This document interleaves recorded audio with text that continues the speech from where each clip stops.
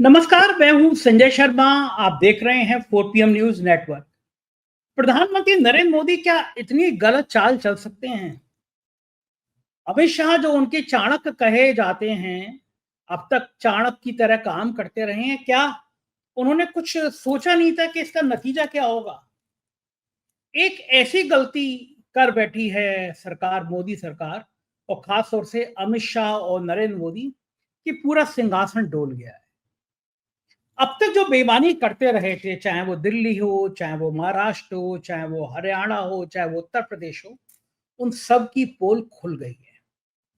समझ में आ गया कि साहब, जो लोग कहते थे ना कि भाई इनको इनको हराना बड़ा मुश्किल है, इनको हरा नहीं सकता कोई, अब समझ में आ गया कि साहब चुनाव जीतते कैसे थे। तो सुप्रीम कोर्ट के भी तेवर ऐसे सख्त हो जाएंगे, ये साहब ने सोचा नहीं था। शुरुआत में साहब ने कह दिया कि भाई, चुनाव आयोग ने कह दिया आधार कार्ड तो मान ही नहीं सकते, आधार कार्ड है, आधार कार्ड तो ऐसे ही बन जाता है। मैं चौंका कि बैंक का खाता हो, पासपोर्ट हो, कुछ भी हो, आपको आधार कार्ड चाहिए होता है। बिना आधार कार्ड के आपका कुछ कुछ नहीं हो सकता। उसी आधार कार्ड को आपने एक झटके से बेकार कर दिया। कारण ये था कि बिहार में दलितों के पास, पिछड़ों के पास, मुसलमानों के पास आधार कार्ड थे। और वो जो बिहार में स्थिति है, या पूरे देश के जो हालात हैं, उसमें बिहार के लोग सबक सिखाने के लिए तैयार बैठे थे कि इस बार सबक सिखाया जाएगा। अब करते क्या?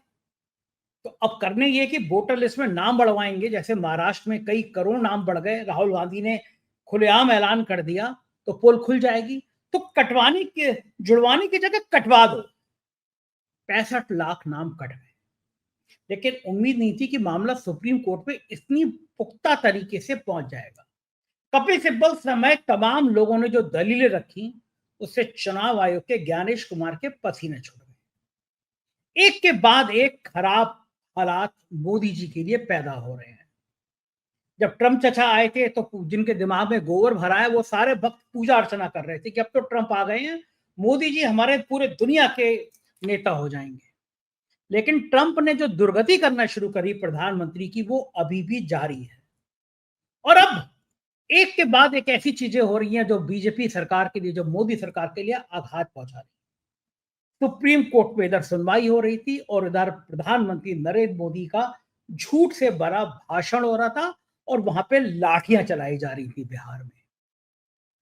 ये तमाम जगह खबरें आ रही कि बिहार में राशन डीलरों पे लाठियां चल रही हैं, प्रधानमंत्री का भाषण चल रहा है। कुर्सियां इस बार ऐसी लगाई गई थी, क्योंकि पिछली बार जिस तरह की कुर्सियां थी, उसकी बड़ी मजाक उड़ी थी। और कुछ दिनों पहले राहुल गांधी, तेजस्वी यादव और लालू यादव की जो जनसभा हुई, और जिस तरह ऐतिहासिक भीड़ उमड़ी, उसने पसीने छुड़ा दिए।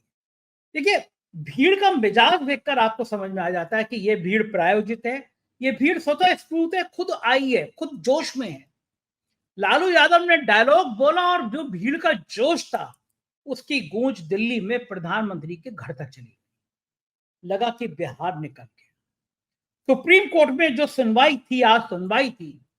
आज सुप्रीम कोर्ट ने चुनाव आयोग को जो भिगो भिगो के मारा है, उसकी ज्ञानेश कुमार ने कल्पना नहीं की। और मजे की बात, ये संकेत हर तरफ से आते हैं। इधर सुनवाई चल रही थी, उधर श्रीलंका से संदेश आ गया कि वहां के पूर्व राष्ट्रपति को, रणिल विक्रमसिंघे को गिरफ्तार कर लिया गया है भ्रष्टाचार के आरोप में। सोशल मीडिया पे लाइन लग गई कि हमारे वाले कब जाएंगे, कब राफेल की फाइलें खुलेंगी, कब पुलवामा के अटैक का मामला खुलेगा, कब पहलगांव का सच सामने आएगा। और हमारे वाले भी क्या इसी तरह जेल जाएंगे? क्या डर है ये कि सिंहासन गया और जेल का दरवाजा खुला? एक कहावत है कि जो दूसरों के लिए गड्ढा खोदता है, खुद एक ना एक दिन उस गड्ढे में गिरता जरूर। एक मुख्यमंत्री, पूर्व मुख्यमंत्री, उसकी बेटी की शादी हो रही थी हमारे गांव देहात शहर में। अगर किसी दुश्मन की भी बेटी होती है, तो उसको आशीष दिया जाता है कि बेटी जा, खुश रहे, परिवार तेरा खुश रहे। और जो अपने श्रद्धा से, अपने मन से होता है, हम कुछ ना कुछ बेटी की शादी में सहयोग करते हैं। लेकिन इतनी संवेदनहीनता, उस बेटी की शादी में फेरों से पहले वहां पे इनकम टैक्स का छापा पड़वा दिया गया। चुने हुए मुख्यमंत्री केजरीवाल और सोरेन को जेल भेज दिया गया। अब विधेयक लेकर आ गए कि साहब 30 दिन तक जो जेल में रह लेगा वो उसको अपने पद से त्याग पत्र दे देना पड़ेगा।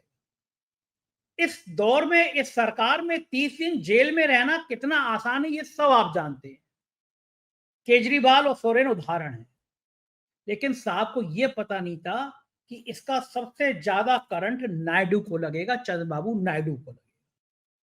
चंद्रबाबू नायडू के तमाम केस सुप्रीम कोर्ट से उनको कभी स्टे मिला, कभी शिकायतें हुई, तमाम केस खुले। जो केस बंद कर दिए जाते हैं सरकार की डील के चलते, वो केस खोल भी दिए जाते हैं।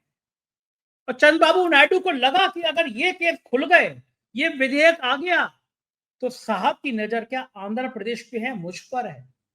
और ये भारतीय जनता पार्टी का इतिहास रहा है, वो जिसके संग रही उसको खत्म कर दिया।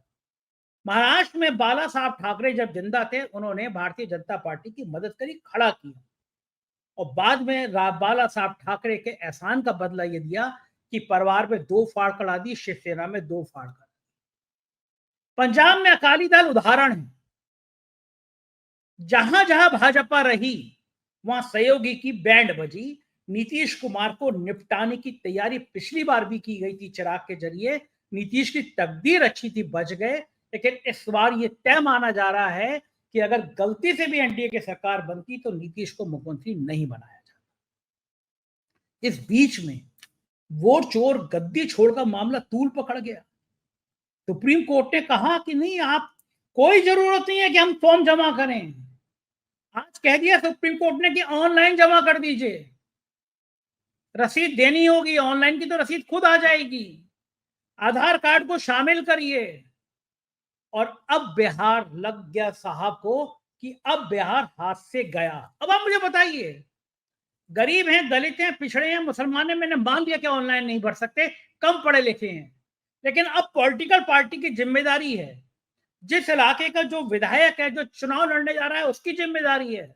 उत्तर प्रदेश में अखिलेश यादव ये गलती कर गए, क्योंकि 2022 में जो लहर थी अखिलेश यादव की, वो हर हालत में सत्ता दिलाती, लेकिन तब तक किसी को अंदाजा नहीं था कि हर विधानसभा में बड़ी संख्या में यादव और मुसलमानों या जो लोग ऐसे हैं जो सरकार के विरोधी हैं। आजकल बड़ा आसान है, किसी का फेसबुक ट्विटर देख लीजिए, पता चल जाएगा कि कौन विरोधी है, उसके वोट कटवाए जा रहे हैं।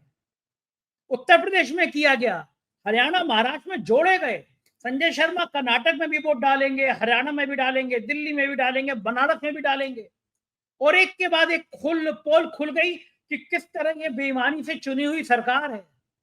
बनारस में एक साहब, उनके 40-42 बच्चे, कई सारे बच्चे 32-34 साल के। अजय राय ने कहा कि मैं 7वें राउंड से चुनाव जीत रहा था। हमारी रिपोर्टर है, बहुत तेज तर्रार, हयात, कांग्रेस कवर करती है।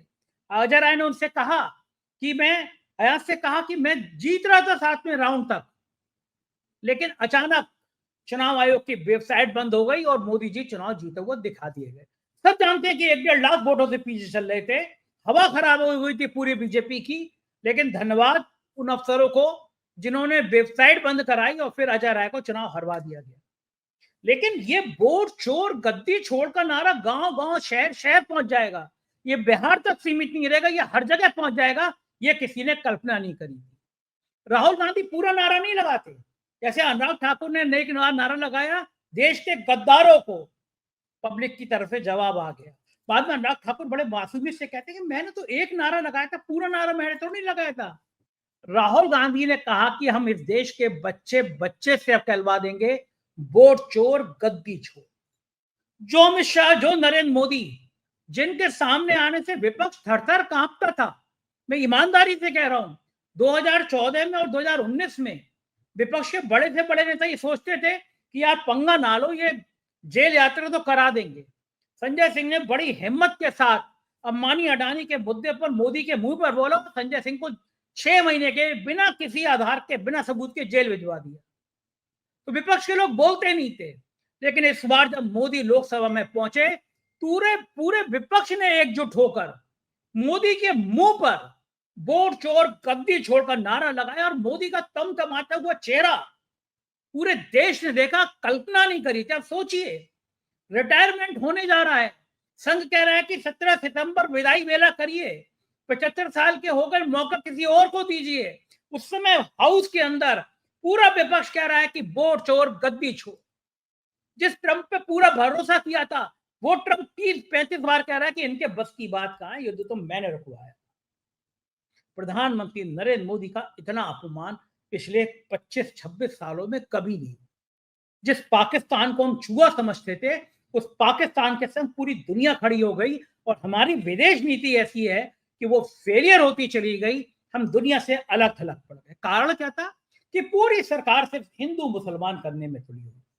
2024 से घृणित चुनाव मैंने नहीं देखा जब प्रधानमंत्री खुलेआम की तुम्हारी भैंस तोड़ के ले जाएंगे मुसलमान, तुम्हारे गहने चुरा के ले जाएंगे मुसलमान, इस तरह की फालतू की बातें कर रहे थे। तो राहुल गांधी ने कहा कि मैं इस देश के बच्चे बच्चे से कहलवा दूंगा वोट चोर, और फिर पब्लिक बोलेगी गद्दी छोड़। मैं छोटा सा वीडियो आपको राहुल गांधी का दिखाना चाहता हूं। क्या गजब की राहुल गांधी ने बताइए। वोट चोर, वोट चोर, वोट चोर। ये जो आवाज है सुनामी जैसे बिहार से निकल आएगी और हर प्रदेश में ये फैलेगी और अंत में पूरे देश को पता लग जाएगा कि नरेंद्र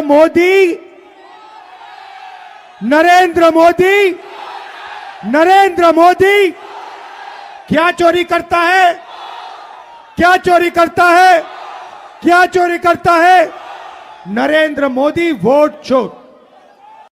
आप सुन रहे हैं राहुल गांधी की बात कि किस तरह से किस स्टाइल से उन्होंने ये नारा लगवा दिया। मैं एक बार फिर ये वीडियो आपको सुनाना चाहता हूं। बताइए, स्टाइल देखिए। वोट चोर, वोट चोर, वोट चोर।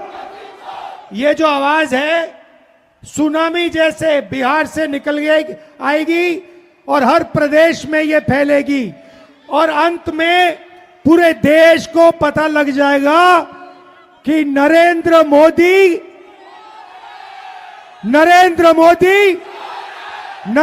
मोदी क्या चोरी करता है, क्या चोरी करता है, क्या चोरी करता है। नरेंद्र मोदी वोट चोर। अब आप देखिए जो ये बात कहना चाह रहे हैं। जैसे मैंने आपको पहले बताया, मैं बाल कटाने गया, मैं जिस नाई को बिल्कुल सामान्य सा लड़का समझता था वो कह रहा था भैया एक बात बताइए, आप तो पत्रकार हैं, क्या वाकई में लोग ऐसी वोट चोरी करके चुनाव जीतते हैं, ऐसी बेईमानी से जीतते हैं? और इस देश के आम आदमी को, गांव देहात शहर, रिक्शे वाले को, चौकीदार को, किसान को, उसको समझ में अगर आ गया कि उसके वोट की चोरी कर रहे हैं तो ये लोकतंत्र के लिए बहुत खतरनाक बात हो जाएगी। क्योंकि जब जनता का सैलाब सड़कों पे आता है तो बड़ी से बड़ी तोप, बड़ी से बड़ी सेनाएं रोक नहीं पाती हैं। बांग्लादेश उदाहरण है, श्रीलंका का राष्ट्रपति गिरफ्तार हो गया। तो क्या साहब राष्ट्रपति बनने को बेताब हैं? मोदी जी चाहते हैं कि रिटायरमेंट से पहले ऐसा प्लान मिल जाए जिससे मेरी गिरफ्तारी ना हो सके। क्या ये कोई प्लानिंग चल रही है? क्या मोदी जी ने सरेंडर कर दिया संघ के सामने कि मुझे राष्ट्रपति बनवा दीजिए, मैं प्रधानमंत्री पद छोड़ दूंगा? ऐसी बातें हवा में तैर रही हैं।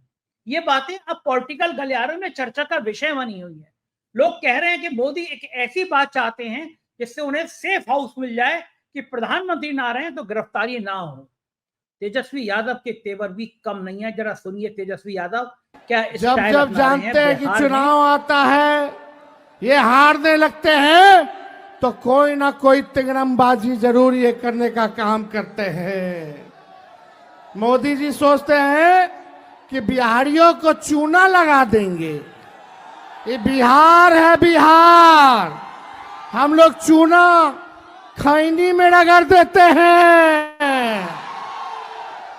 इस बार आप आइए, आपका स्वागत है प्रधानमंत्री जी, लेकिन 11 साल का हिसाब देना पड़ेगा। देना होगा कि नहीं देना होगा? इतना झूठा प्रधानमंत्री आपने देखा है? नहीं देखा ना? तो बदलना है कि नहीं बदलना इन लोगों को? तेजस्वी और राहुल की जो ये जुगलबंदी है वो क्रांति कर रही है और बीच बीच में राहुल संविधान का मुद्दा भी छेड़ रहे हैं, क्योंकि वो जानते हैं कि संविधान इतना नाजुक विषय है। पिछड़े और दलित जानते हैं कि भारतीय जनता पार्टी की कोशिश है कि ऊंची जातियों का शासन स्थापित हो जाए, ब्राह्मण सर्वोच्च रहे, ब्राह्मण के अधीन सब जाति रहे। कारण यह है कि राष्ट्रीय स्वयंसेवक संघ का इतिहास उठा के देख लीजिए, एक रज्जू भैया को छोड़ दीजिए तो हर बार संघ प्रमुख ब्राह्मण होता आया है। वो भारतीय जनता पार्टी में भी ये फार्मूला लाना चाहते हैं, वो समाज में भी ये फार्मूला लाना चाहते हैं। इसीलिए लोग कह रहे थे कि 400 से ज्यादा दे दो, हम संविधान बदल देंगे। और राहुल गांधी ये न समझ गए, संविधान पर किस तरह हमले की बात कह रहे हैं। सुनिए जरा राहुल गांधी को। नहीं, संविधान किसने बताया? जोर से। अंबेडकर जी ने अपनी पूरी जिंदगी दी, संविधान बनाया। गांधी जी ने जिंदगी दी, संविधान बनाया। ये जो वोट चोरी है ना, ये संविधान पर आक्रमण है।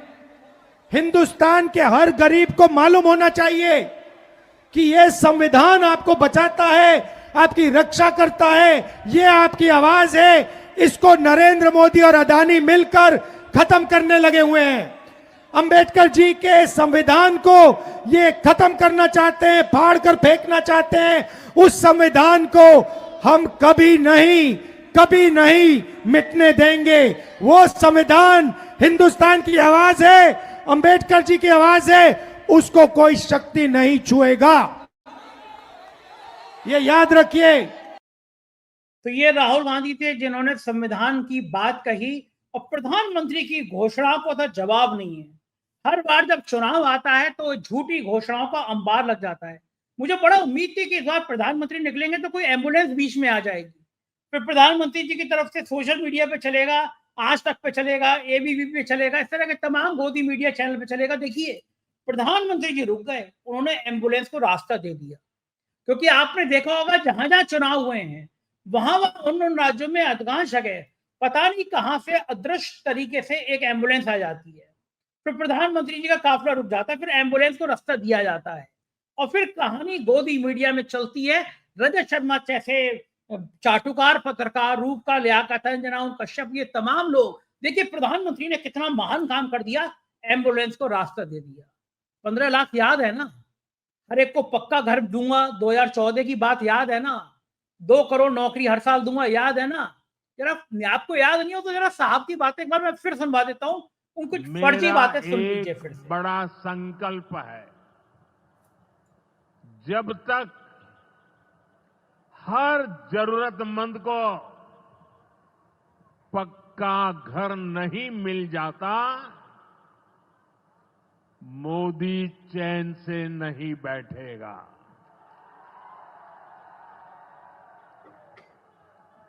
इसी सोच के साथ पिछले 11 साल में 4 करोड़ से अधिक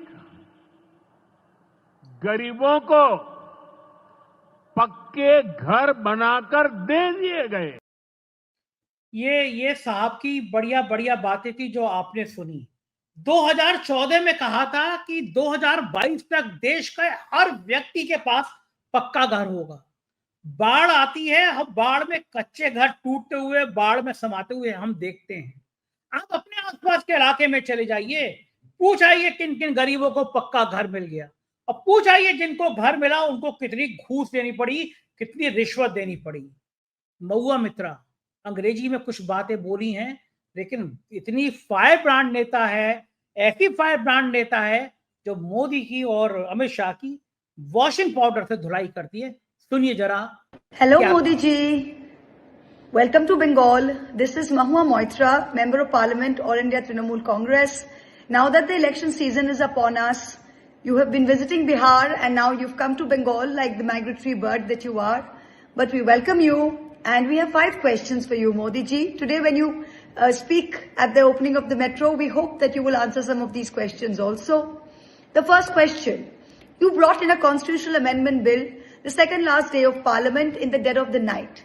What moral authority do you have to bring this bill, which is essentially going to be able to topple opposition ruled states without conviction, without a trial?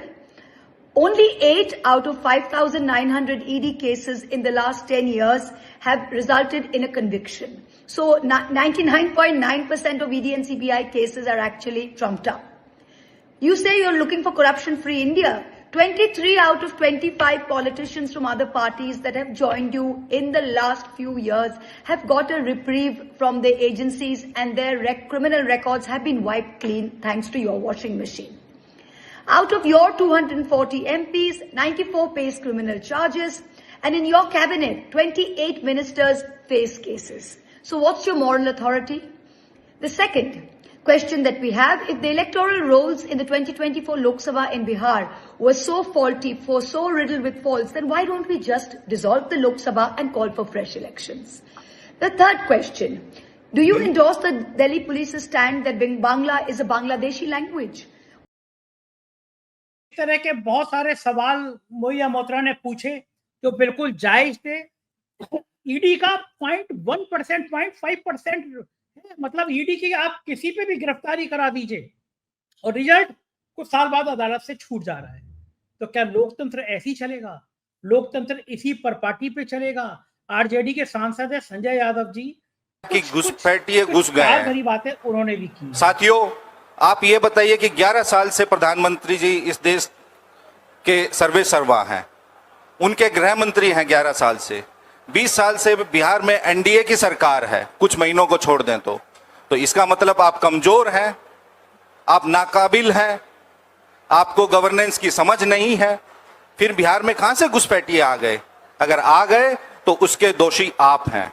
फिर आपने बात की डेमोग्राफी मिशन की, तो प्रधानमंत्री जी शायद आपको बिहार की डेमोग्राफी की जानकारी नहीं है। बिहार देश का सबसे युवा प्रदेश है। 18 साल से लेकर 23 वर्ष की आयु के बात करें तो बिहार की 58% आबादी 18 से 25 साल की है। उस डेमोग्राफी में आप बात कीजिए, उस डेमोग्राफी की आबादी में प्रति 1 लाख आबादी पर बिहार में केवल 7 कॉलेज हैं और 20 साल से आपकी सरकार है। बिहार में 534 प्रखंड हैं, 398 प्रखंडों में डिग्री कॉलेज नहीं है। 20 साल से आप सरकार चला रहे हैं और केंद्र में आप 11 साल से सरकार चला रहे हैं। पिछले 10 साल से बिहार में आपने एक केंद्रीय विद्यालय और जवाहर नवोदय विद्यालय भी नहीं दिया है। आप ही की पार्टी के सांसदों ने आपके एचआरडी विभाग को लिख के दिया है। आपने कैबिनेट में भी स्वीकृत किए देश भर में 85 केंद्रीय विद्यालय और 28 जवाहर नवोदय विद्यालय, लेकिन बिहार में आपने एक भी केंद्रीय विद्यालय और जवाहर नवोदय विद्यालय स्वीकृत नहीं किया। बिहार ने आपको क्या नहीं दिया? 2019 में बिहार ने आपको 40 में से 39 सांसद दिए, 2014 में आपको 33 सांसद दिए और अभी भी आप ये संजय यादव जी जानते नहीं, क्योंकि विकास की बातें प्रधानमंत्री जी सिर्फ चुनाव के समय करते हैं, बाकी तो 15 लाख आपके खातों में आ गया होगा। बिहार के चुनाव में ऑपरेशन सिंदूर की बात करते हुए प्रधानमंत्री का गला सूख रहा है, क्योंकि जान गए हैं प्रधानमंत्री जी कि ऑपरेशन सिंदूर की असलियत देश जान गया है, समझ गया है कि आपके अंदर कमी क्या थी, किस तरह पहलगांव की सिक्योरिटी गायब थी, क्या खेल था, पुलवामा की लाग याद करने लगे हैं। जाहिर है प्रधानमंत्री के पत्ते पिटने लगे हैं, सिंहासन डोलने लगा है। आप क्या सोचते हैं इस बारे में? अपना कमेंट करिएगा, चैनल को सब्सक्राइब और ज्वाइन करिएगा। बहुत बहुत शुक्रिया, थैंक यू मुझे सुनने के लिए।